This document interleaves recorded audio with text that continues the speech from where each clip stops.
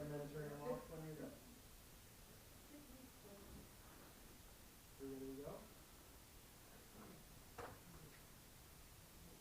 All right, 5 and 5, 4, 3. I'll call this regular council meeting of the Village of Grand Manan to order at 7:30 p.m. With us for prayer this evening is Pastor Ruth Fair Parker.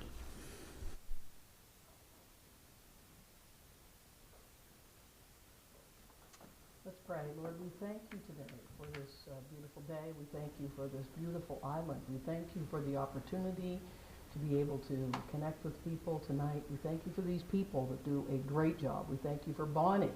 And we pray that together with the council that you would continue to give them wisdom upon wisdom. And Lord, as they delve into whatever it is, even today and in the days that lie ahead, we just thank you and praise you for all that you've done and all that you will do. We give you all the praise. For it's in your name we pray. Amen. Thank you. I really don't have opening remarks tonight. All I'll say is I hope everybody had a happy holidays and wish everybody a safe and prosperous new year. We've got quite an agenda, so we'll just keep rolling on through. And moving on to disclosure of conflict of interest. Hearing none, item number 5 is adoption of the minutes of the regular council meeting of December 19th, 22. Make a motion that we adopt the minutes from the meeting, December 19th. You heard the motion from Deputy Mayor Fitzsimmons. Do we have a seconder? I'll second that. Seconded by Councillor Boyd. Question? All those in favor? Aye. Contrary minded? Motion carried. For additions to the agenda, I have one motion under 18.2 to transfer $156,587.81 from the general operating fund to the general capital fund. And that needs to be done by electronic transfer, and it's for the reimbursement from DTI for the brush cutting, because we've been paying it out of the general capital fund and it has to go back to the operating fund, or from the operating fund to the capital fund. So I'd be looking for a motion to add that to the agenda. I will make a motion to add that. Heard the motion from Councillor Toll. Do we have a seconder? Seconded by Councillor Turner. Questions? All those in favor? Aye. Contrary minded? Motion carried. Item number 7 is the RCMP report.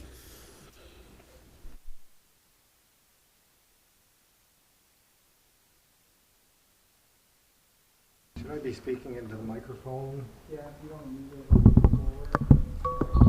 Not that I feel like I need to be that heard or not, but good evening, Madam Mayor and councillors and all those in attendance here in person and online tonight.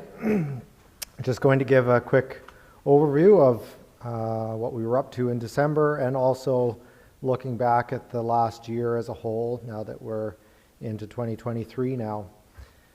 Looking at December this year, we had 71 files we dealt with. December of last year, we had 51.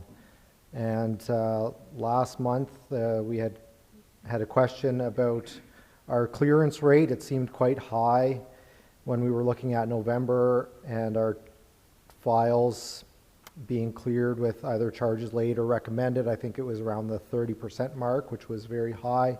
And so I did look at that for last month, and it was much more on par with the RSC as a whole. So looking at last month, we had 5 files cleared by charges late or recommended, which is about 7%, and looking at the RSC as a whole was 6%, so it's much more on par with the RSC. Looking at the year as a whole, we had 806 files, and in 2021 we had 715, so a little bit of an increase, not a crazy amount. And I did run the percentages on that just out of curiosity, and so the year as a whole we were at about 13.5% as charges laid. And looking at the year past, it was 13.7%, so very much the same one year to the next for us here on Graham and Ann. And if I looked at the RSC as a whole for this past year, 2022, it was 9%. So pretty similar, we were a little bit higher, but not significantly like it was in November. So I'm going to just continue to watch that as time goes on, just to see if I can make a little bit more sense of it. And just breaking down our investigations from December, we responded to 3 reports of assault, 4 break and enter or unlawfully in a dwelling house, 7 mental health calls, 2 for uttering threats. We had 5 collisions and 8 other traffic reports or tickets, that type of thing. And just to speak a bit about the RCMP over 2022, our staffing levels were a bit up and down through the year, and I think I tried to keep you all apprised of that as we went. We did have some sick leave in there, and Constable Roberts and Phil Pott both transferred out in August and September. So when we looked at all of that, there was about 8 months of the year where we were working with 3 officers stationed here on Graham and Ann. We did have other officers coming in for relief work throughout the year, and they were a big help, and I heard many good comments about the work that they were doing and the people who were coming over. I myself didn't really have any complaints from anybody about somebody coming over and being rude or not treating the citizens of Graham and Ann well. And so I feel that the detachment did well maintaining our ability to conduct investigations and being proactive, even dealing with all those staffing issues throughout the year. We did attend a few events in Red Surge through the year, which is always nice to be able to do that. And we also attended a number of other events going on here. One thing that I find that we do struggle with a little bit for being engaged in the community is a lot of times we get kind of last minute notifications about things going on, and so it's sometimes hard to adjust our schedule or make it out to those things, but we definitely do what we can there. And sometimes it's also hard for us to know when there are events, whether it be sporting events or just community events going on. So the more that people can let us know when there's something going on so that we can stop in and show our face. And we're just trying as much as possible to be involved in the community and to have positive interactions with the public that we are here to serve. Well, that's kind of my recap on the last year. If there's any questions, I'm more than willing to take them. Thank you very much. Any questions? They're a very quiet bunch. I will say for the last minute invite, that tends to be a Graham and Ann thing, not just an RCMP thing, so. Yeah. Fair enough. Thank you very much. Thank you very much. So item number 8 was business arising from the minutes. We have nothing under that. So then we're moving on to number 9, old business, street name signs placement. CAO Rayner to speak. Thank you, Madam Mayor. At the last meeting in December, it was discussed about the placement of street signs. We no longer have access to the same service that we've had previous years. So we were looking to find someone else to do that. But before we did that, Council had directed staff to reach out to DTI to make sure that's something that we can actually do. So I had a Zoom meeting with DTI last Wednesday. In that meeting, I brought up that same question. So I had an email back from Mike Rosehart, who's the acting district director, basically saying that as per task letter by Minister Green dated November 5th, 2020, addressed to the municipality of Graham and Ann, the municipality has been given the decision-making authority with respect to traffic operations on road under their administrative and control.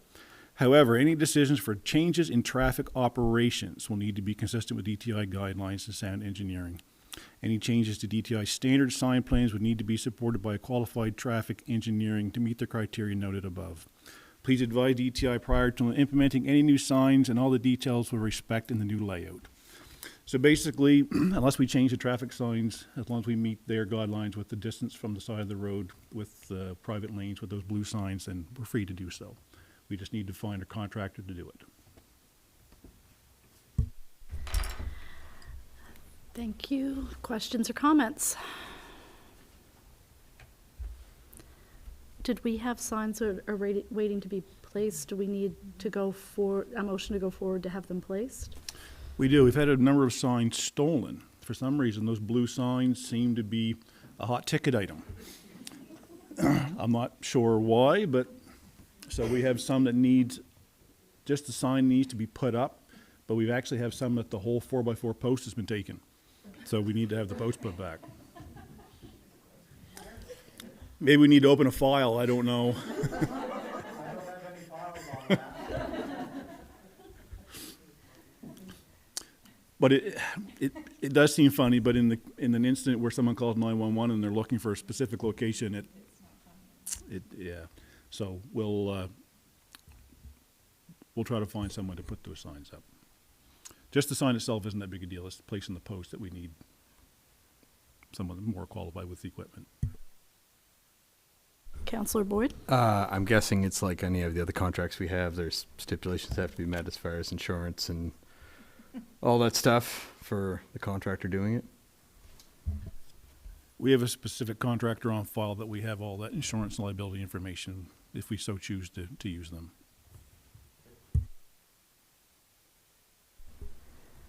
Anyone else? So are we directing staff to go forward with the placement of those signs as per DTI's email? I'd make a motion to that effect. You heard the motion from Councillor Boyd. Do we have a seconder? I'll second. Seconded by Deputy Mayor Fitzsimmons. Question? All those in favor? Aye. Contrary minded? Motion carried. 9.2 is doctor housing an update, and this is really just a very high-level update. This past fall, we had a couple of conversations with Horizon and some different housing potential, and out of that discussion came the need for doctor housing, and there's a piece of property that the Department of Health owns. It's across the road from the hospital. Horizon seems very interested in doing something in conjunction with us, and they have hired a consultant to look at the feasibility of placing up to 3 houses on that piece of property, looking for the size of the lot, water, wetland, all of those things that go with it. I think they were here last month, so this is very preliminary. We've not really talked about ownership of the land, all of those things that would go along with that. But just as sort of an update that this could be coming towards us at some point here in the next little bit, and there does seem to be some legs and some movement on it. So any questions or comments on that file? Hearing none, we'll move on to the 10-minute open session.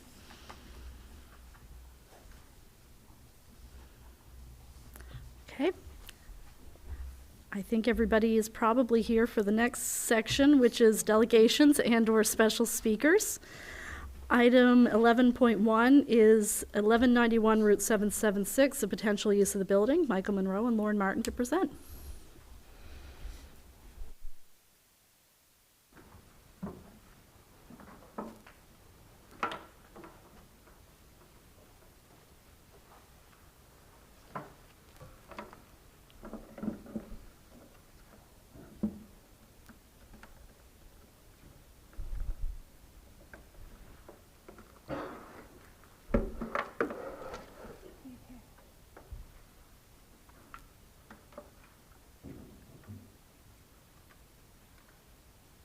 This is where I always get really nervous if the technology is going to hold up or not. I'm sure it'll be fine. It always just takes a moment to get started here. Let's hope. Okay.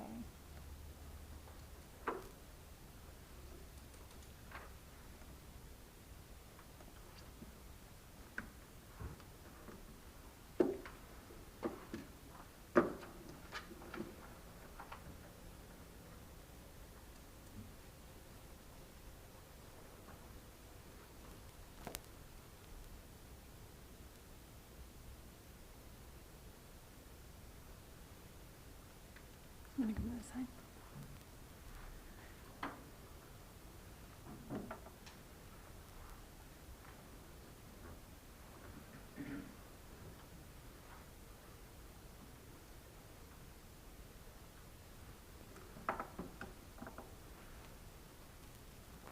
Okay, hello, thank you for having us here. We just wanted to make sure, is it working?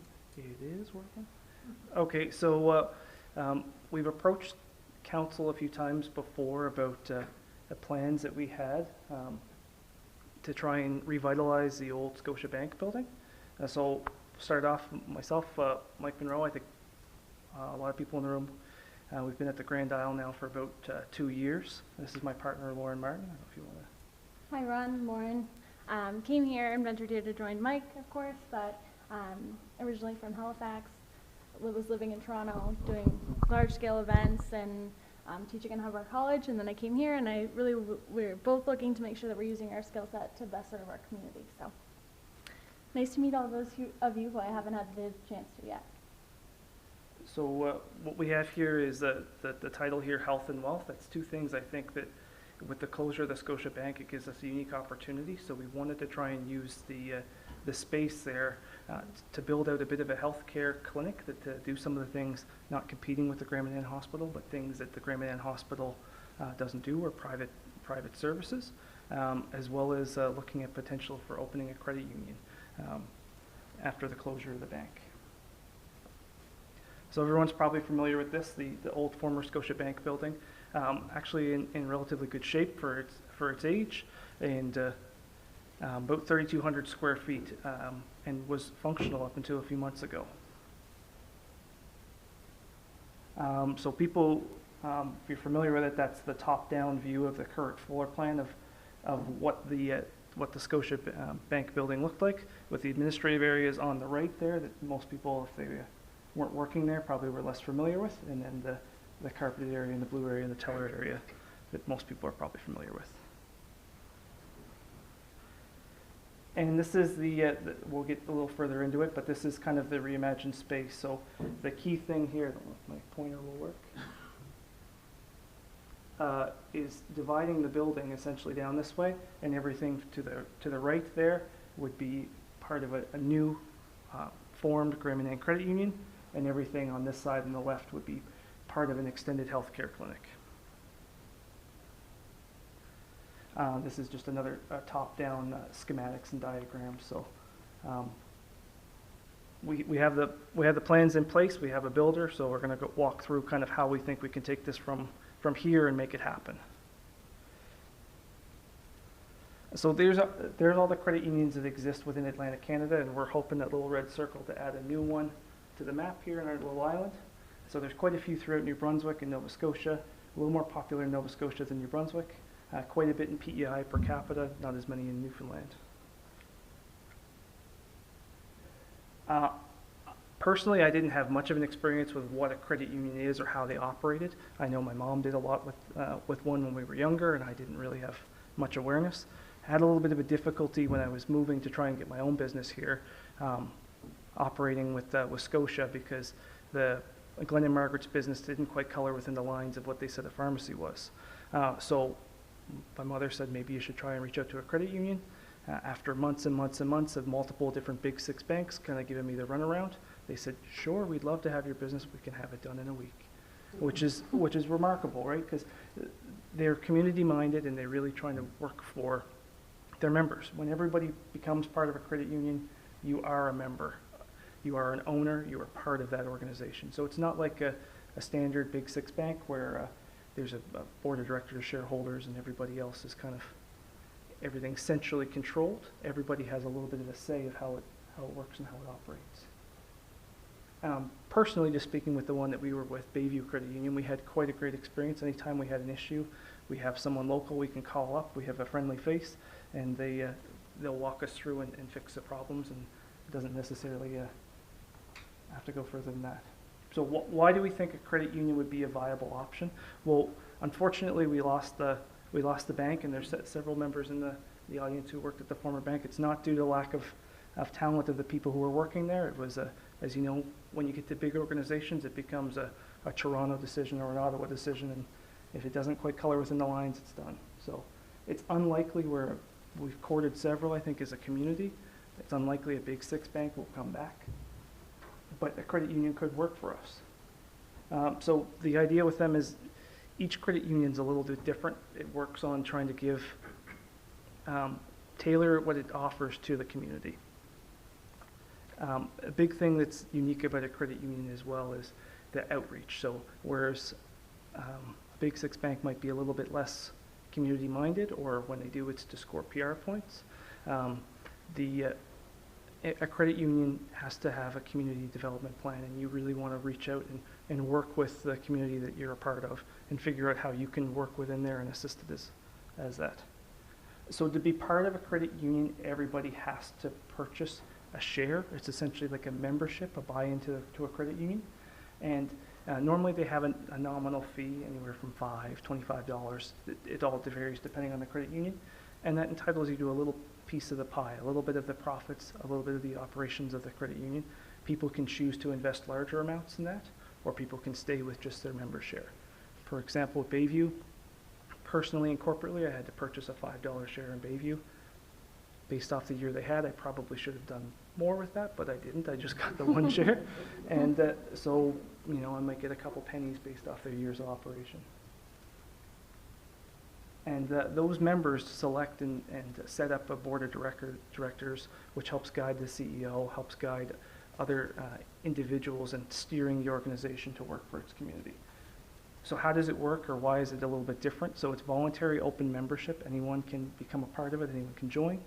Everybody has a say how it works. It's kind of got that democratic control to it.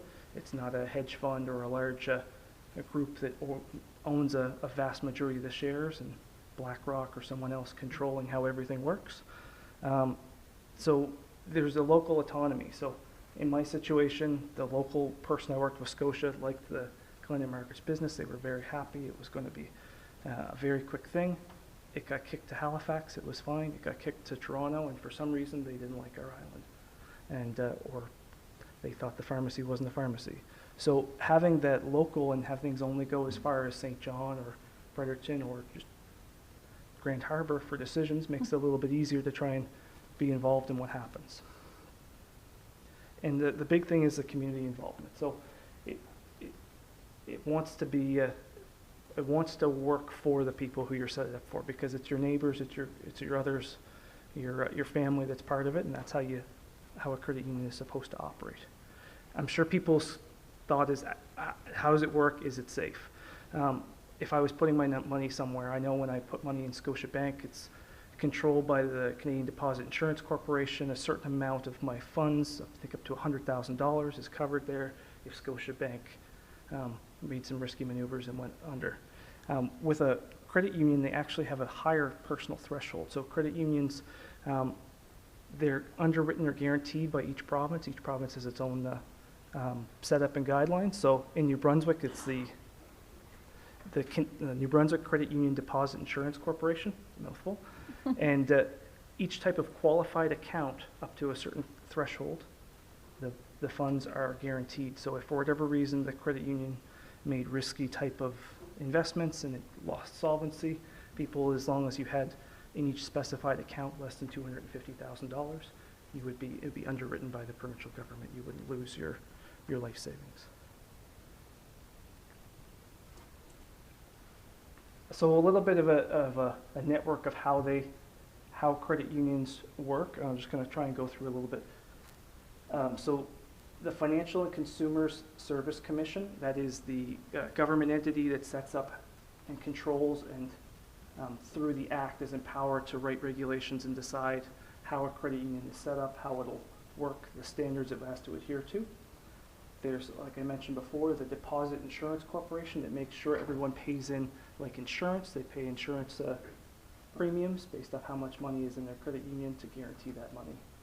And then there's Atlantic Central, so the Atlantic Canadian Credit Union. So rather than the 4 provinces of Atlantic Canada form together, and rather than each trying to come up with their own computer system, their own app, their own whatever, everybody pooled together in those 4 provinces and a set of systems and performas and guidelines and loan documents and things were put in place to make it a little easier to set up and operate. So you're not starting completely from square one. You have to individualize what you do. And there's examples of some that people may have heard of in New Brunswick, some of the 2 larger ones, Bayview, which was now merged and known as Brunswick Credit Union, the biggest one in the province, and Uni Financial, which is a national credit union as opposed to a provincial credit union. but it has a big footprint, particularly in the Acadian Peninsula. So what do we want to do initially? So we know if we try and go too much, too fast, that's when you have a lot of risk. So we want to give people the ability to do basic banking here. So everything doesn't have to be a 12-hour ferry back and forth and a full day's worth of work to go to the nearest branch and then have them cancel on you and all of the costs that ensue with that. I've heard some horror stories of people. So basic personal checking, personal savings, business checking, business savings, and some basic financial instruments, GICs, TFSAs, RSPs. A low degree of loaning. And the reason for that is because credit unions are required to have a certain amount of capital. They call it their regulatory capital based off what you do. So if you're offering big business loans and big mortgages, well, you have to have big reserves. And this is being started with local people here with modest means, and we're not going to be able to do that until enough comes underneath the umbrella to make it happen. So some of the things, term deposits, being able to withdraw and deposit cash a check, do a coin order, currency exchange, talk to a representative, figure out what's going on, and use some of the 3,700 network of ATMs from the credit unions that so you're not hit with an ATM fee all the time. So what we'd like to get into in the future, either in facilitation with somebody else or on our own, depending on the speed at which it grows, doing some loans, some mortgages, some insurance, some basic credit cards, and some more financial and insurance instruments. But that will not be a part of our initial kind of goal. So kind of have a little bit of a detailed video and walkthrough of the space, and we're going to kind of just go on a little tour here. We're in the top down looking at the building, and like I said, this area over is the credit union, and we're just going to kind of walk through kind of what we had in mind.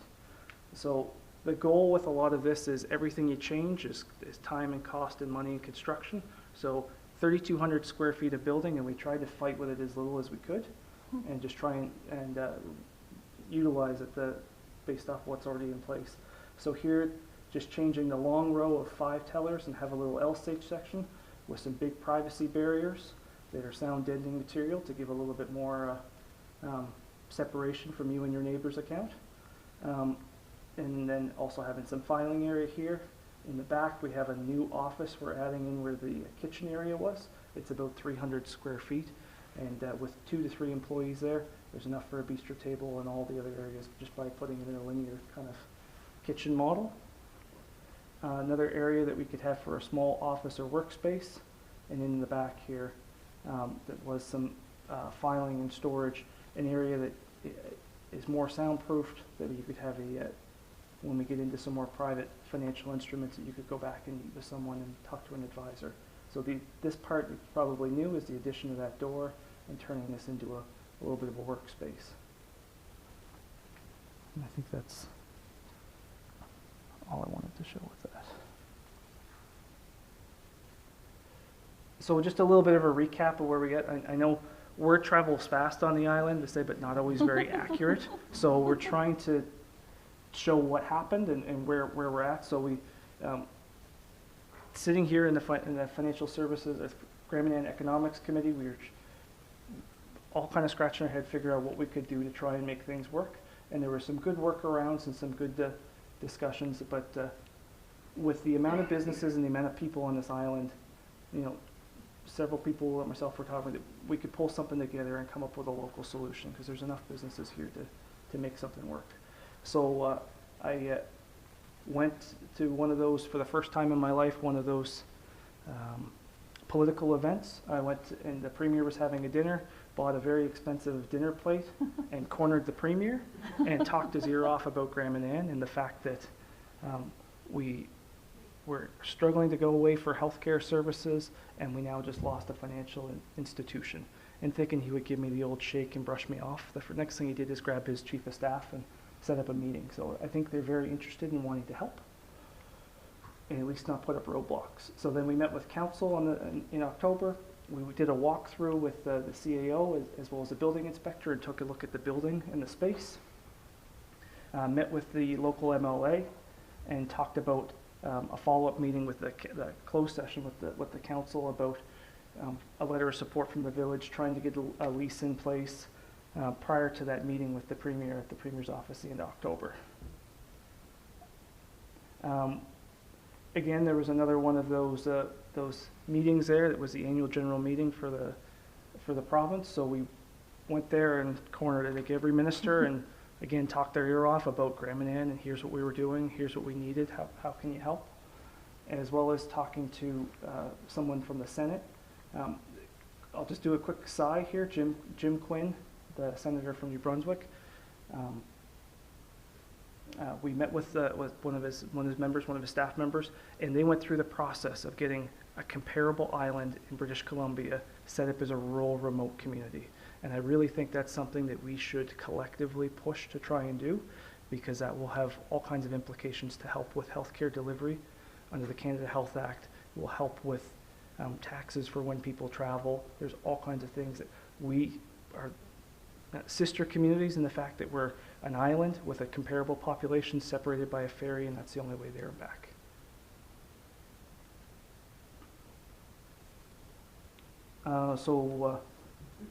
Silly enough, the village gave us the keys, so we went through and tried to bring every sort of provider through and take a look at all of the different things that needed to be updated or brought to standard to make it work. So a lot of the local providers on the island.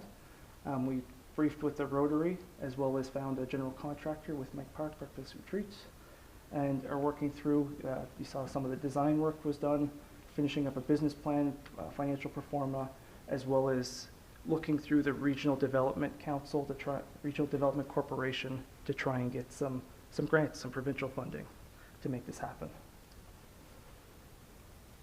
So luckily the community kind of jumped behind it. We went through just the friends and family and friends of family network to try and do. The minimum requirement is to have at least 10 people form a credit union. You need at least $500,000 of pooled initial funds. And obviously the more that comes into the fold, the faster you can do things and the more services you can offer. But we've achieved that. And there's still a lot to do going forward. I'm not going to probably bore everyone with every single step. This will be there if people want to. But this is the beginning of the process. It's not the end of the process. There's still quite a bit to do to get sign-off from the province, to get approval, to train staff, to have forms, to have processes. I don't want to give anyone, oh, there's going to be a credit union there tomorrow. We're still many months out from that being able to happen. But we're working through the process pretty diligently.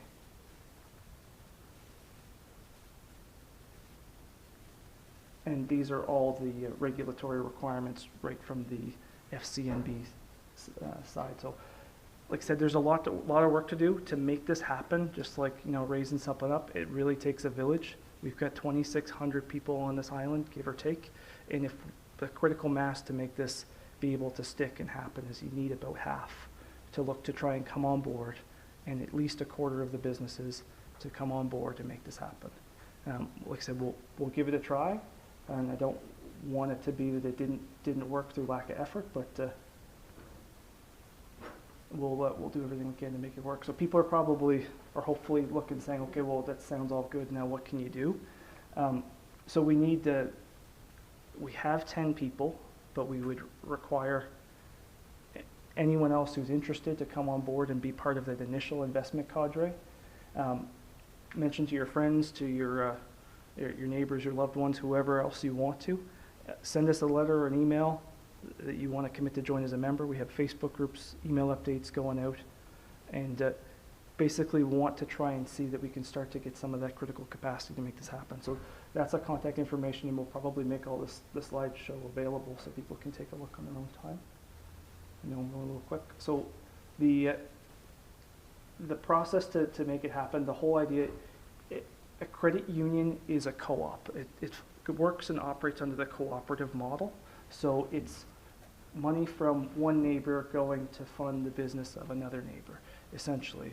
And through that, you're creating that community resiliency. You're growing those relationships. So it's kind of people in the community helping each other and each other's businesses grow. So that's a list of initial people who kind of reached out. It is by no means exhaustive, and if anyone sees this and says, "Hey, I wasn't approached," it's because I'm new. I don't know many people, and I didn't want to put something out there and give people thought or hope until I thought it had a reasonable likelihood of success. So now that we're approaching that reasonable likelihood of happening, anyone can reach out and drop a line, and happy to meet with you and give you more of the particulars as opposed to the overview. I don't know if I'm going to make everyone go through this, but there's all kinds of great reasons to grow and invest locally. Tried to do everything we could here locally over the holidays, and it really felt good, as opposed to, because Costco's got enough money, Shoppers got enough money. So, but our neighbors in Grand Manan who have a small business, it might make a difference to them, right? Yeah, it's just that one. Makes That's a major sense. point. Okay, so I'm going to tell you a little bit about the other side of the building, what we're looking to do in order to help bring some extended healthcare services here to Grand Manan, and what that would look like for services. So essentially the healthcare portion is to bring new services that aren't currently available through our hospital or anywhere else on the island. And they look like this. So we have teledent and telehealth services. So bringing on a dental hygienist who would be able to do cleaning, scaling, those different types of services here on the island, having triaging for dentists that may be located on the mainland, but may be able to help make sure that if you're okay here for a couple weeks, great, but if you have to get into an appointment the next day, we make that happen. Telehealth services, same thing, offering connections with doctors both here and on the mainland through virtual appointments, and rotational locum physicians, so bringing in specialists into the space to be able to have those one-on-one intimate conversations in a clinical space. So in addition to that, we also have a fantastic lineup of practitioners who have already signed on to support us and come here on a rotational basis.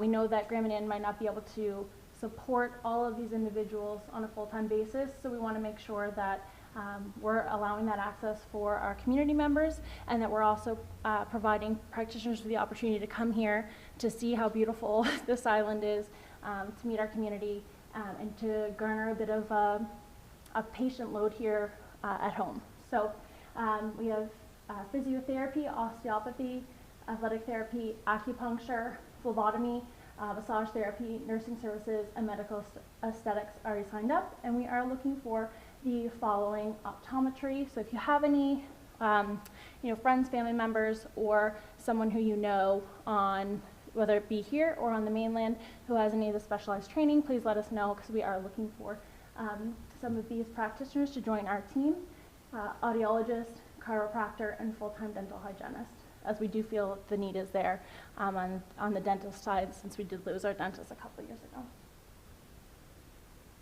Okay, so in addition to having a rotation of practitioners come in, we're also looking to offer one-on-one mental health workshops, hypertension and diabetes clinics, and other adjunctive therapies. And finally, we know that we may not have a practitioner here on a everyday basis.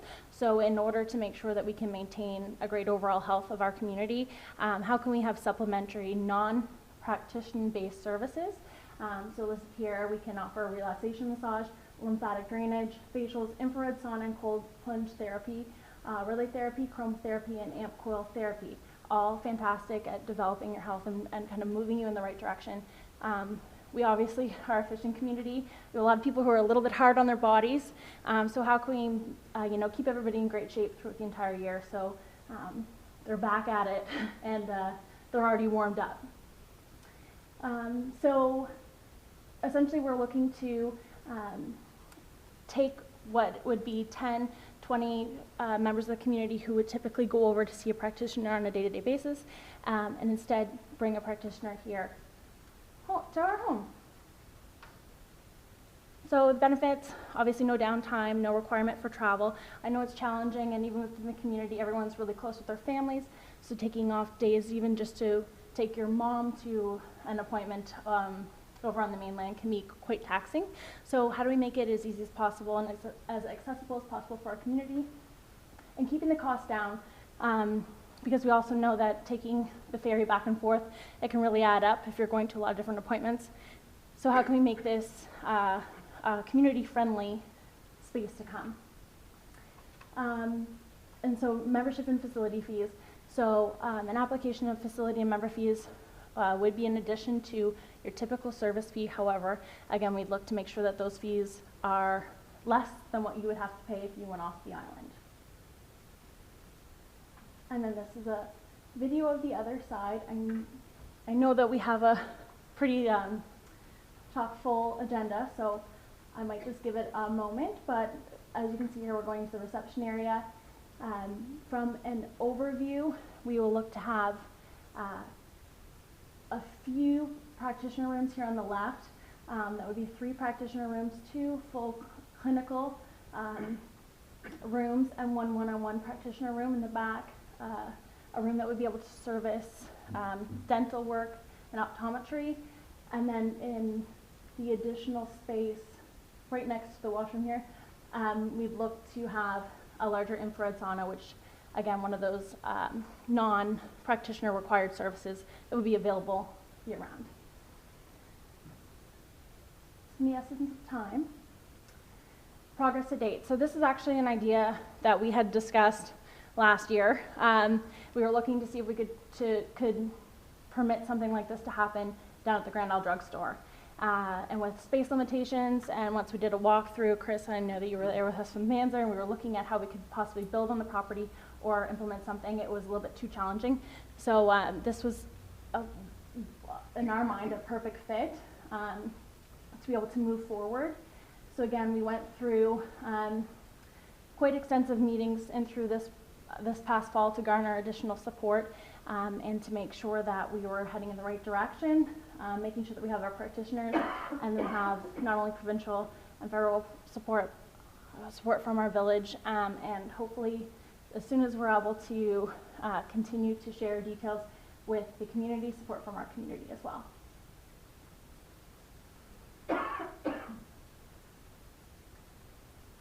And again, just within the last month, drafting and finalizing some of the different details for the business plan, 2-year financial pro forma, and Regional Development Corporation, working with them to see how we may be able to garner provincial funding to support with some of the larger renovations that would take place up front. We feel very confident that we can garner our community behind us for both the credit union and the health clinic. But it's just the boost of those first renovations that can be a little bit challenging or cumbersome. Okay, so our path forward, as Mike had mentioned, with the credit union, same thing with the health clinic, we do have some work to do. Fortunately, when it comes to timeline, we're looking to do a bit of a phased opening and would likely be able to earmark that going into late spring, early summer, if we can get some of these renovations completed. With the exception of having our universal washroom set up at that time and still utilizing the previous bank washroom for access. And again, reinforcing the wall, creating that separation for the credit union and the healthcare clinic side of things. That time frame is still to be determined. We'll continue to keep everyone updated through the Facebook group and through email updates. So we highly encourage you to follow, and again, we will reshare those following the meeting. And finally, how to support on this end, committing to being a part of this growth for healthcare in our community, joining us for email updates, or just even telling your friends and family about it is extremely helpful. That word of mouth, garnering that support is really important to us, especially in the initial phases, making sure that this is something that we can execute and do so with the best quality possible. Okay. As Mike may have mentioned, we also we support local as much as we can. So we've gone through for a few different walkthroughs of the space, no problem at all. A few different walkthroughs of the space, and we're looking to use local vendors and contractors, But if you have any local recommendations, you've worked with someone or have someone in your family and would like to put them forward, we're happy to accept your recommendations and look into it, because we do want this to best serve our community in all aspects. And as a final point, as I know you had mentioned that Horizon was looking for accommodations specifically for our doctors here on site, we're also looking to make sure that we have something a little bit smaller, more of a mobile or tiny home in size, but something that would allow for access for any of our practitioners who are here on a rotational basis. Fortunately, we have a very high tourism season and everything books up, but we do need that accessibility to make sure that we can continue with those rotations. So just utilizing here, this is the bank area here, just using this area here to create 1 to 2 residential interim spaces where we'll be able to have rotational practitioners come and stay for that short period of time. And these are just kind of drawings of functionally what that might look like. So, finally we have some requests for council. Do you want to go ahead? So, yeah, I know in the council's previous business plan, they had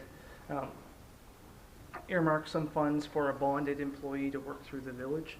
So it would be our request or suggestion to retask that earmarked funds in order to go into some sort of lead up to this, because there's going to be a lot of preparing documents, forms, getting stuff ready. So that will be one of our asks. If there's some of those already in place, it'll help us get open earlier, and the earlier we're open, the less time theoretically the village would need a bonded navigator. There's a lot of accounting and legal risks starting this off, and for myself and the 9 other initial cadre and whoever else joins, it really is, I think, something for the community and for the village.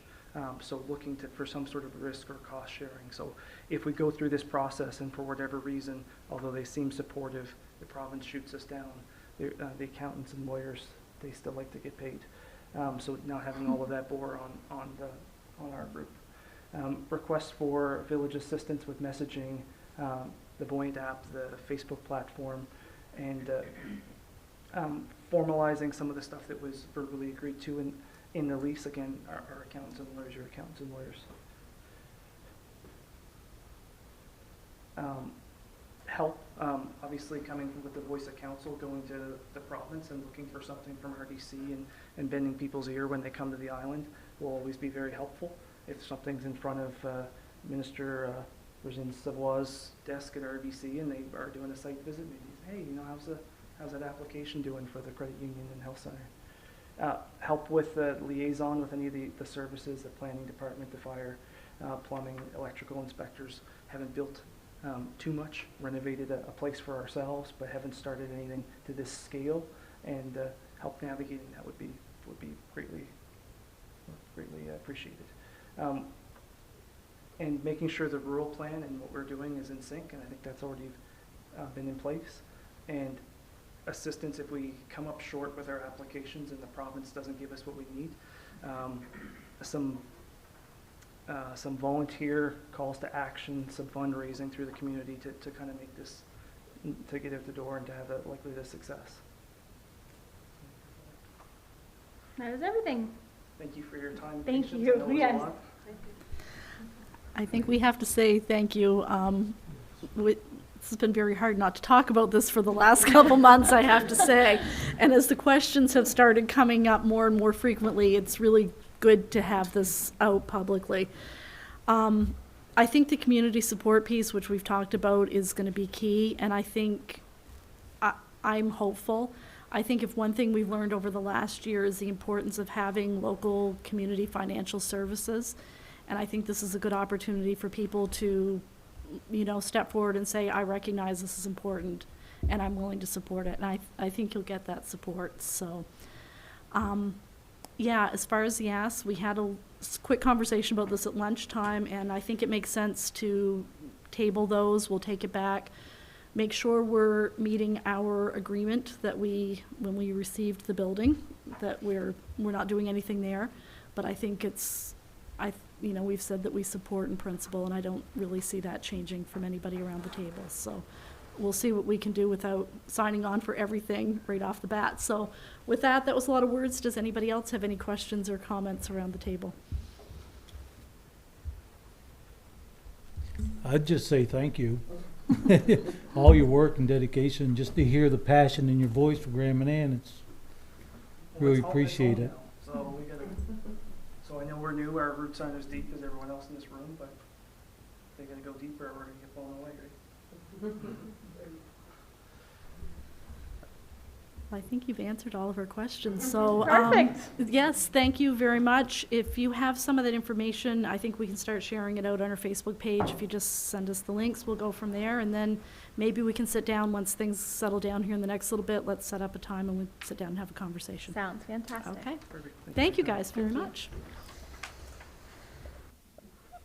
Okay, I'll give you guys a minute to get settled, and then we'll move on to 11.2, which is Graham and Ann Tourism.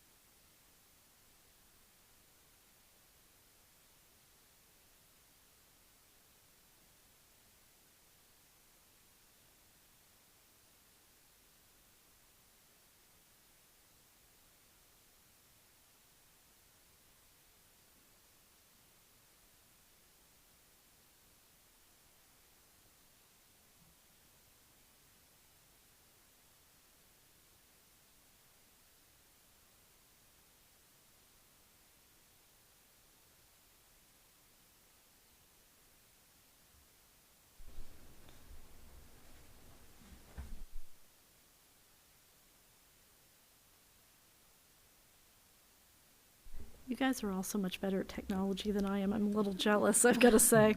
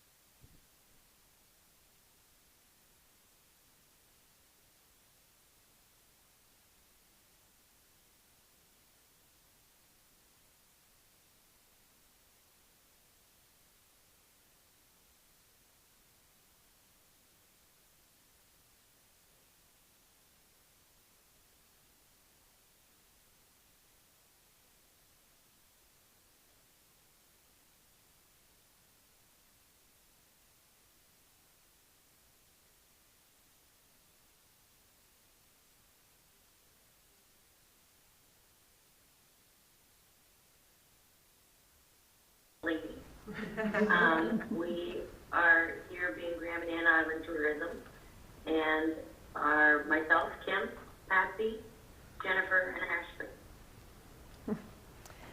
First and foremost, we are here tonight to extend our appreciation to the Village of Graham and Ann for your support of our organization. We are humbled by your generosity and assistance as we continue to work towards our goals and aspirations for the future of tourism on Graham and Ann. Thank you. We are also here tonight to give you and the many Islanders watching this broadcast an update on the happenings of 2022 with your very own Graham and Ann Island Tourism Group. In early spring last year, we were awarded from ACOA for a grant themed Discover Main Street. We were happy to say that we were awarded $69,100 to put towards tourism initiatives. Many of the items we're going to explain below, and some of them are still a work in process. Please note, if you have any expertise and if you want to share in helping us, we encourage you to reach out to us. We like teamwork. So far, we spent about $42,000. We have $27,000 left to spend. We're going to put $20,000 towards flyers, the maps that we sent out last year. We're going to update it, and posters and signs to help out with the different events like the Canada Day events and the Island Fest events. And the deadline for us to spend this money is March 31st, so we got to get on that. So some of the projects that we did We assisted with marketing and content creation for the Island Fest and for Island Fest first. It was the first Island Fest activity for the island. It was a huge hit, and it was so great to see everyone out and enjoying the weekend. We're looking forward to assisting further with the Arts and Culture Committee of the village on this festival in coming years and watching the celebrations grow. On Canada Day, we hosted the Sand Castle Building Contest at the Seal Cove Sand Beach. We judged and awarded prizes to the winners in collaboration with the village, and we gave all the participants, anybody that was involved, some bubbles to enjoy the rest of the day. You're up, Kim. Sorry, I'm back. We then created and held the first annual Lobster Family Fun Day. We had so much fun. I know for myself, I couldn't really see beyond about 5 feet around me because it was just go, go, go. But we had over 200 people attend, and we were able to make a really great donation to the Grand Man Food Bank because of that. And we also awarded a door prize, which was won by J.D. Gussel. And we have a video to show you that recaps the day and really just shows how much fun everybody had and what a beautiful day it was. No? No sound? No sound, but you can enjoy it. The sound complements it really well. That's great.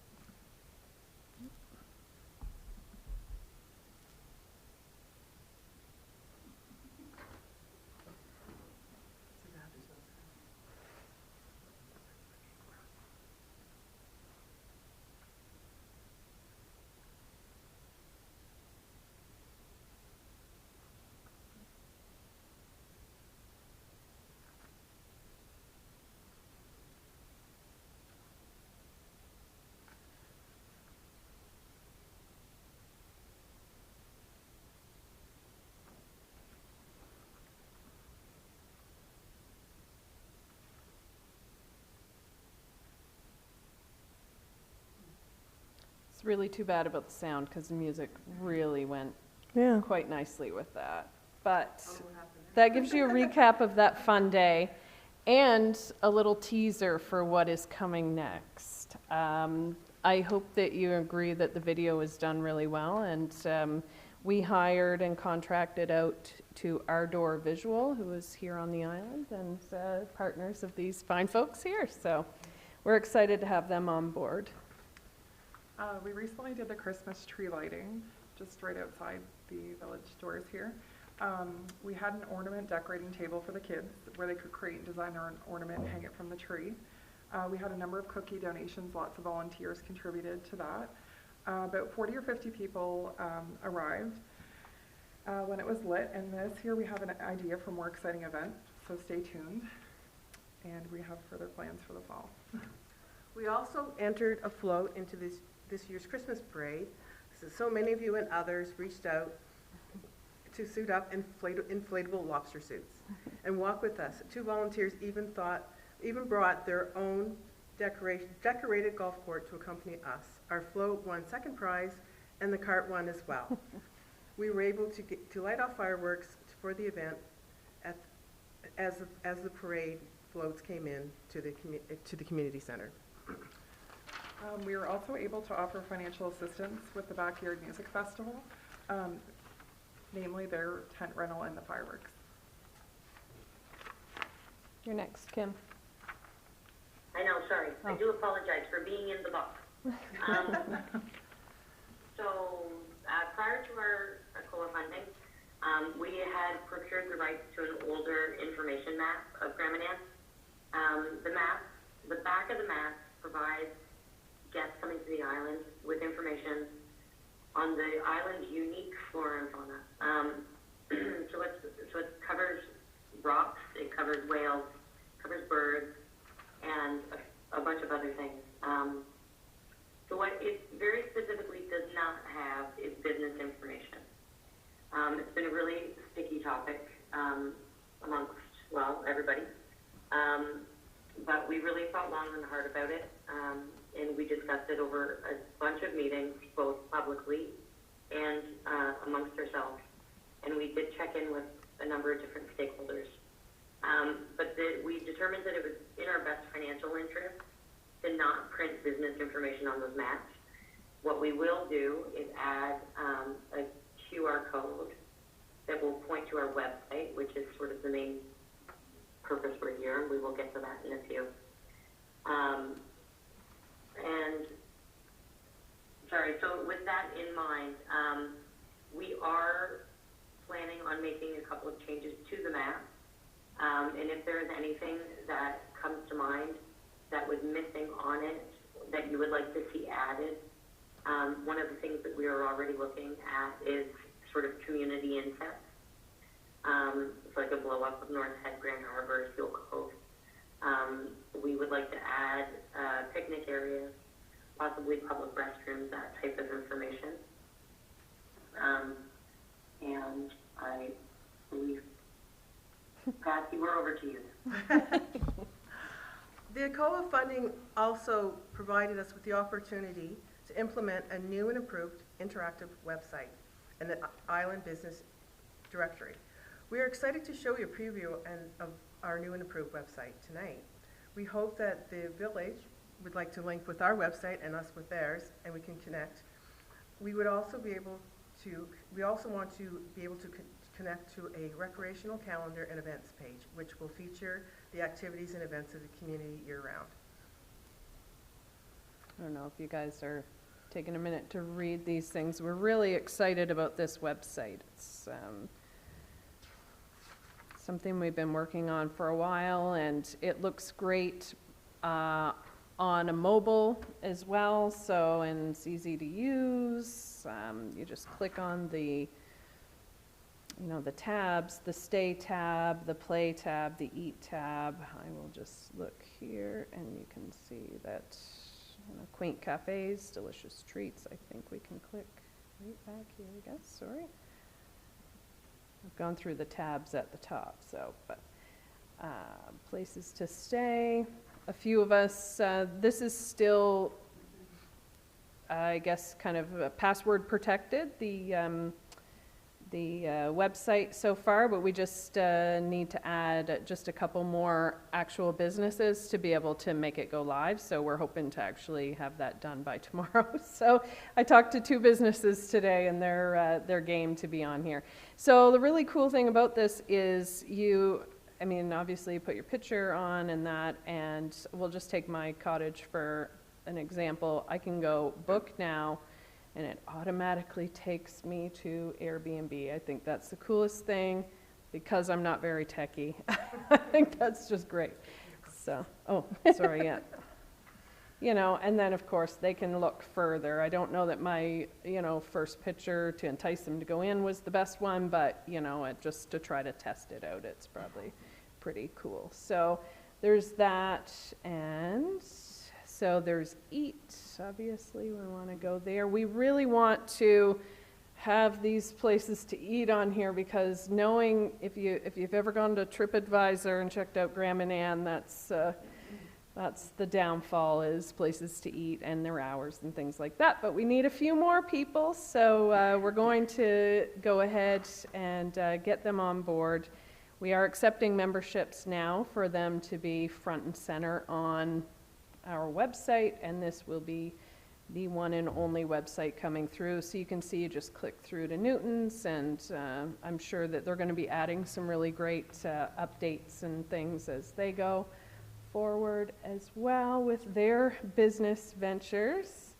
And you'll see play, which is, I think there's lots of fun things to do here. We've got the e-bike rentals, Pettis Cove Arts, Swallowtail Lighthouse, and again, we can just learn more and click right on. We have Ashley's Business, Lambert Family Adventures, and Jeep Tours, so we're hoping to get those kicked off this summer as well. This website should be, I mean, it's pretty easy to go through and see what's happening. The tourists will be, like with the SEOs and all of that, should just be able to come on the Google page, the first one that they see.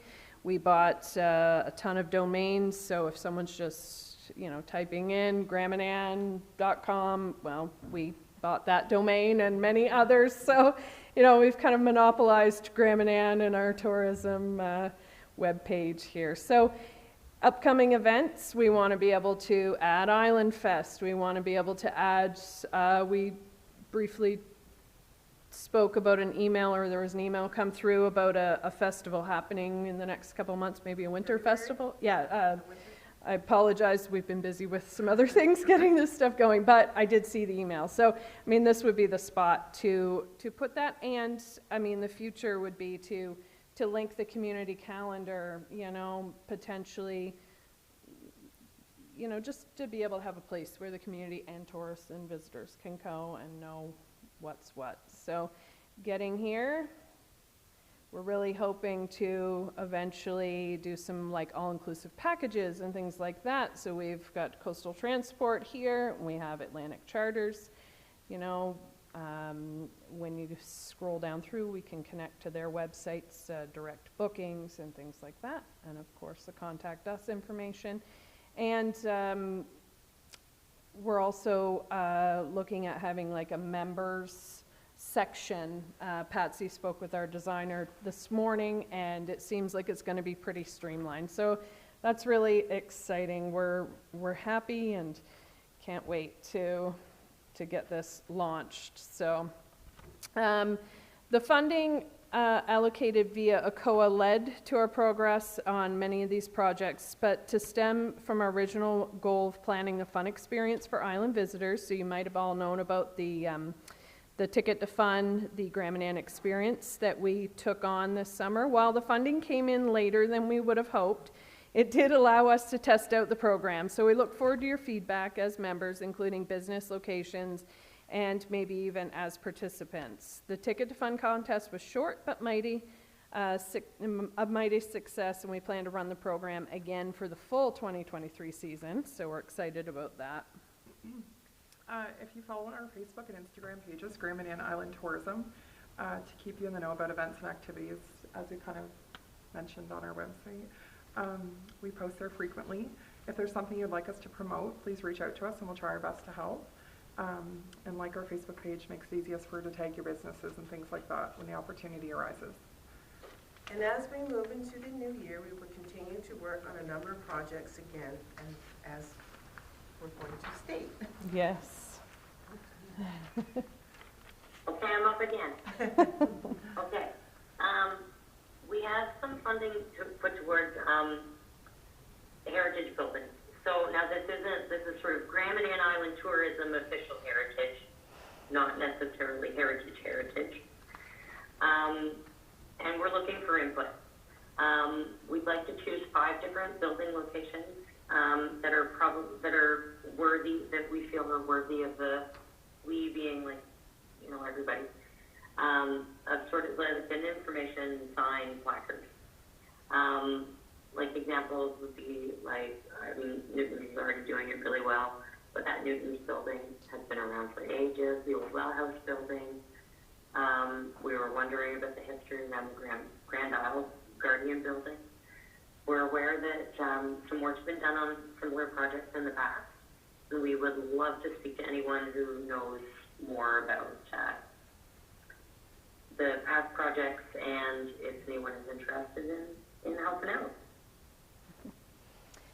We are currently in the midst of producing a tourism video to promote Gramanan Island as a premium all-season destination. As you all know out there, there's just a tidbit of snow, and I think that we can really let people know that, and they can come stay with us and enjoy what we enjoy year-round here. So the video will be promoted on several social media channels, featured on the Coastal Transport Ferries, and displayed in the Visitor Information Center. It will be highlighted on Tourism New Brunswick's media outlets, and we are looking at purchasing a media buy-in to be showcased on popular TV channels. We want our new and current GMIT members to have the opportunity to be featured in this video, and you just simply email us to let us know of your consent and expression of interest. We don't want you to miss out on this opportunity, so let people know. If you want your business involved, we would love to be able to at least showcase it a little bit in that video. We wanted to have a deadline for interest for that so we can get everything buttoned up and ready to go to be able to start that video on those channels in the early spring. So the interest, if you want to be in the video and be included, is January 31st. In December, we met with the owners of Coastal Transport we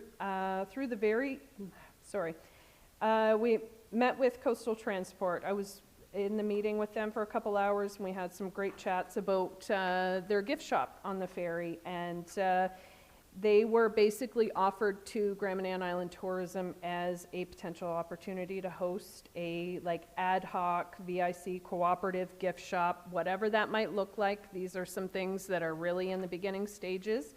We'll be discussing this opportunity with the Village of Grand Manan Council in February, hopefully. We've put the request out to maybe chat more about that. Any thoughts, concerns, questions, please direct them to us so that we can bring forth this in those initial meetings. There's some other exciting things coming up, and we're just about done, but the 3D map update, I don't know if, oh, sorry, that's not very nice to look at. Okay, sorry. Oh goodness, the 3D map update. So in partnership with Davin St. Pierre and Matt Bork of mypropertytour.ca. We've talked about this in a few meetings previous to this. This Matt Bork actually created an app for UDM, so the University of Moncton, to be able to show their campus kind of on a 3D, much like Mike and Lauren's pictures there, 3D images. You can scan over, there might be a little highlight or a pinpoint, and it will bring up either a video with some content down below or a really nice picture of what's located in that building, how you get there, what's, just the ins and outs of all of that. So we were approached last year this time, I think, for our first meetings with these guys. Josh McLeod was a part of that as well. He's been on the island here and there fishing and things. So anyway, there's a team of these guys, and they're real techie, and they like to do this kind of thing. So they approached us, and we are working together with them. They put together a proposal for the Environmental Trust Fund to be able to make an app of Grand Manan. So we'll have the whole island, the outer islands, and we're hoping that there will be pinpoints and you can hover over these ecologically sensitive areas. We have a lot of really unique flora and fauna, things I never even knew existed until I talked with some of the people who are going to be partnering with moving forward with this.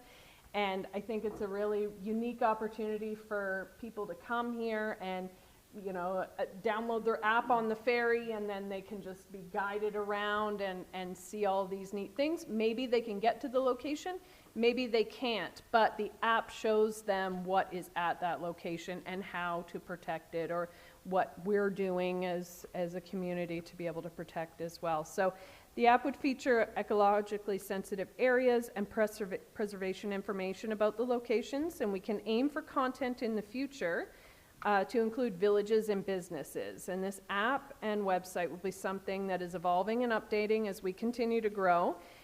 This is an area we could use input for areas that are sensitive, contacts for further information and that as well. So. We also have an application into New Brunswick Tourism Partnership Grant for social media content creation and website development. Both of these will provide prove beneficial as our internet visibility increases. With all our new interactive website, we will eventually provide the all-inclusive booking opportunity. Island visitors will be able to book their ferry and flight, accommodations, and unique experiences all in one location.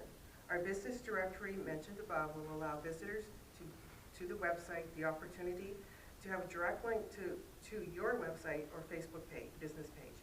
If you are not a member, this increased business opportunity may not exist for you. Consider joining Grand Manan Island Tourism. Our memberships are very affordable, and as you can see, they really pack a punch with the opportunity to promote your business. We just received an email this morning, so I'm happy to announce that we've received the email from Allison Atten from Tourism, Heritage, and Culture New Brunswick, confirming a partnership with Tourism New Brunswick for these initiatives Patsy's just talked about. So we're excited. Kim again. Okay, this is the last one for me. Well, hopefully you will agree that we've been up to some pretty exciting things, and we really look forward to working with everybody moving forward for this coming season. We're really thrilled to be moving into the new year and look forward to seeing you when we open back up our public meetings again in the beginning of March. We're going to continue with the first Thursday of every month. And please stay tuned on our Facebook page, and Grand Manan Island Tourism. We'll be announcing any special announcements coming up for upcoming events and any other exciting work that we're working on. And please, if you have any questions, thoughts, ideas, criticisms, anything, just please reach out to us. We are happy to talk about anything. Finally, we'd like to thank you all for joining us on this adventure, for volunteering when you've been able, and reaching out when you've had questions, comments, or concerns. We all love this little island of ours, and we know that working together we'll be able to show it off to the world. So, thank you. Thank you very much. Questions or comments? Okay. Well, now that we're all awake from the lights, I do think that we want to say thank you. I think it's noticeable how much effort has gone into tourism over the past year, and I know that there were some growing pains and getting your feet under you, but I think it certainly, you showed what can be done, and we really look forward to seeing what's happening in the next year or so. So thank you very much. Okay. If everybody's eyes have adjusted to the blinding light, we'll move on to correspondence. Maple Grove Cemetery, letter of resignation, CEO Chris Rayner. Thank you, Madam Mayor. In the package, you all have a copy of 3 letters. Because of the time and a long list of stuff yet to come, I'm not going to bother reading all of that, but I did feel that the first letter warranted being read from Phil Ells, basically saying, as of 1968, the Village Council, under the direction of Mayor Beulah Griffin, Harry Stanley, and Ross Russell, appointed me to the cemetery supervisor and superintendent over North Edge Cemetery. And from there, I seemed to fall into that position over all the cemeteries. At this time, due to circumstances in my time served, I wish to advise you that as of December 30th, 2022, I am resigning of the duties that I have fulfilled representing the position from Grand Manan. At this time, I would like to thank you for your responsibility you entrusted in me and wish you a successful future to setting up a Grand Manan Cemetery Association and working board to oversee the maintaining the respect of our relatives and forefathers on Grand Manan.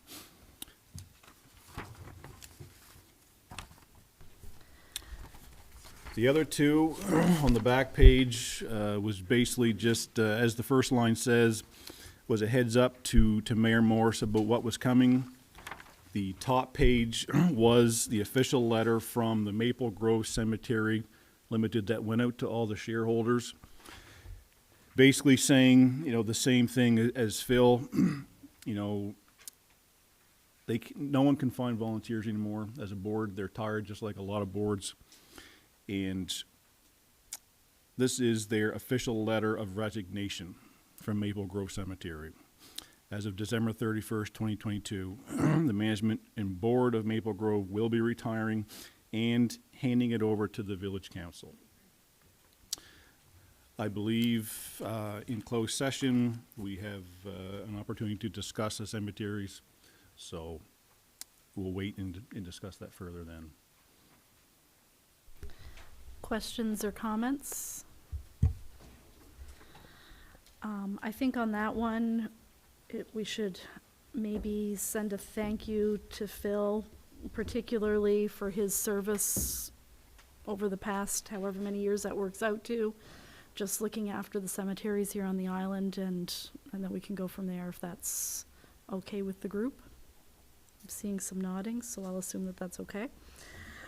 All right, 13.2 is Hospice of Charlotte, and that's CAO Rayner again. Thank you, Madam Morse. This one's a quick one. Just came in from Hospice of Charlotte. This is Dear Friends of Hospice. It is wonderful to be coming out of the haze that COVID-19 created, to visit friends and families, to attend weddings and hold funerals. Prior to COVID, funerals were more of a chore or a duty. Only now do we realize how important these gatherings are, expressing our grief and supporting families and friends. Hospice of Charlotte has endured the best we could throughout this time as we worked around restrictions and rules. Hospice has been there for the community for 38 years now, offering comfort and support to palliative clients and their family caregivers and loved ones. We do not receive any government funding, so we are requesting your financial help as we carry on with this special endeavor. Yours truly, Donna Bresnan, Board Chair.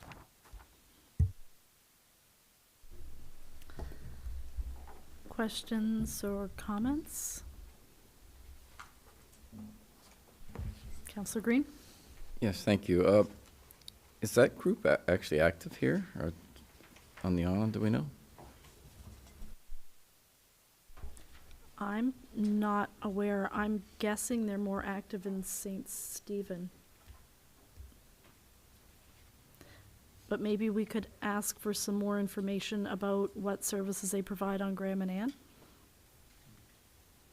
I think that's what you were getting at there? Yeah. So do we want to follow up with them perhaps and just see if they are providing services on the island, and then we can make our decision maybe following that information? Okay. All right. Moves us over to new business, which is 14.1, the March meeting. This is more of an information thing. Again, I am looking at moving our March meeting back a week, so it would be the week prior, which should make the date February 27th. It just takes it out of the March break week for anybody who has children in school, and I'm thinking particularly the staff, and that way they're not necessarily tied with trying to get the agenda out for the following week. So it will, that's what my plan is, barring any unforeseen circumstances, just for everybody's planning purposes, and we'll get the notice out as required ahead of that. Any concerns with doing that? Okay. Moving right along to approval to pay invoices from the general operating fund. We have Absolute Traffic Sign and Solutions for the traffic signs, $9,092.96. And we have one from Dutchman Contracting for the Market Pavilion, $4,600.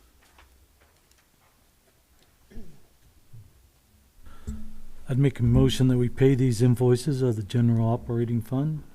You heard the motion from Deputy Mayor Fitzsimmons. Do we have a seconder? I will second. Seconded by Councillor Toll. Question? All those in favor? Aye. Contrary minded? Motion carried. I'm pretty sure I'm going to transpose numbers on this list, so just bear with me. So, approval to pay invoices from the General Capital Fund. These are all from Coastal Enterprises and all for ditching and brush cutting.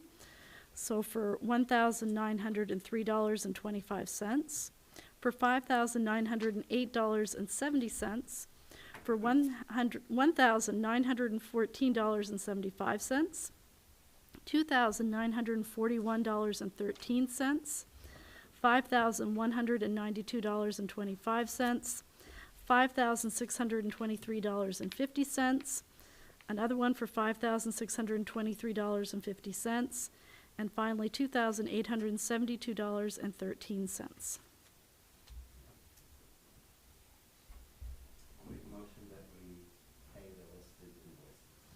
You heard the motion from Councillor Layton. Do we have a seconder?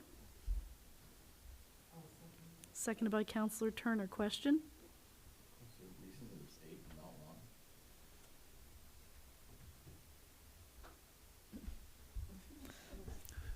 They came in on each individual invoice.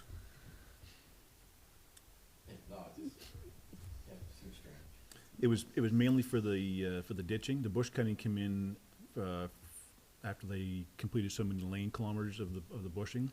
But for some reason, the ditching, they sent one at the end of every day, just with the hours worked, you know, who worked, how many hours they had the dump truck, if they had used the float truck to move the excavator, and it was very detailed, which was good to see, because it really helped Councillor Layton and I go through it and to verify it. So but we're just not sure why they sent so many. But Okay, no problem. Any other questions? All those in favor? Contrary minded? Motion carried. 18.1 is transfers. A motion to transfer $28,999.71 from the gas tax fund to the general capital fund.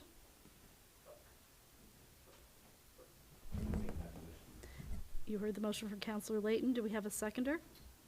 Seconded by Councillor Boyd. Question? All those in favor? Contrary minded? Motion carried. And then 18.2 is a motion to transfer $156,587.81 from the general operating fund to the general capital fund by electronic transfer. I'd make a motion for that. I heard the motion from Deputy Mayor Fitzsimmons. Do we have a seconder? I'll second. Seconded by Councillor Toll. Question? All those in favor? Contrary minded? Motion carried. 19 is closed session. We have 5 items to discuss in closed session. Personnel for the building inspector, financials, the transfer station, property at the C&D site, Dark Harbor Pond, and cemetery. Motion for closed session? Make a motion to go into closed session. Heard the motion for Deputy Mayor Fitzsimmons. Seconder? Seconded by Councillor Boyd. Question? All those in favor? Contrary minded? Motion carried.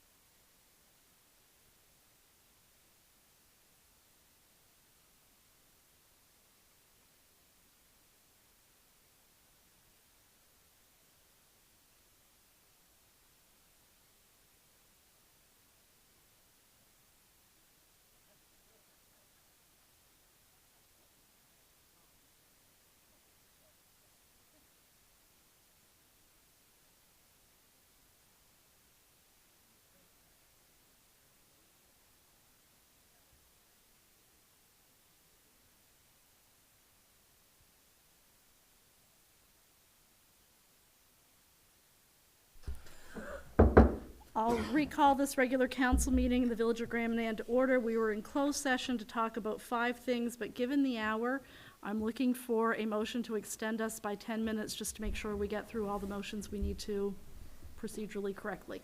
I would make a motion that we extend the meeting by 10 minutes in order to go through all the closed session information. You heard the motion from Councillor Boyd. Do we have a seconder? Seconded by Councillor Green. Question? All those in favor? Contrary minded? Motion carried. From closed session, the first item was personnel for the building inspector. Okay, I'd like to move that we direct staff to proceed with discussions with the RSC on the proposal for providing, oh, God, my penmanship, excuse me, my penmanship, providing the local inspector issue has been resolved. You heard the motion from Councillor. Sorry about that. Oh. You heard the motion from Councillor Green. Do we have a seconder? Seconded by Councillor Boyd. Question? All those in favor? Contrary minded? Motion carried. 19.2 financial, the transfer station. I'd make a motion to accept the Class A dredging Nope, material. not that one. Oh. You're up number 3. I've done that before. You have. You're excited. I would like to make a motion to purchase the 2005 International Packer truck for the total of $40,000, which includes the needed repairs. You heard the motion from Councillor Toll. Do we have a seconder? I'll second that. Seconded by Councillor Brown. Question? All those in favor? Aye. Contrary minded? Motion carried. 19.3 property for the C&D site. You're up. I'd like to make a motion to accept the Class A dredging material from North Head based on Greenfield accepting conditions laid out by RCAO. You heard the motion from Deputy Mayor Fitzsimmons. Do we have a seconder? Seconded by Councillor Turner. Question? All those in favor? Contrary minded? Motion carried. 19.4 was property at the Dark Harbor Pond. That was just a request to potentially do some sea urchin diving there, which we would have no problem with. 19.5 was cemeteries, and we are directing staff to organize a meeting with the Cemetery Association and include the Grand Manan Archives in that meeting. Yes? Is that, I think, what we came out with? Yep. Okay. Number 20 was seminars. There's nothing there. So our next regular council meeting will be on February 6th at 7:30 p.m. here at the Community Center. Thank you all for hanging with us tonight. It was a bit of a long one, but I think Make it was a motion to adjourn. Heard the motion from Deputy Mayor Fitzsimmons. Second?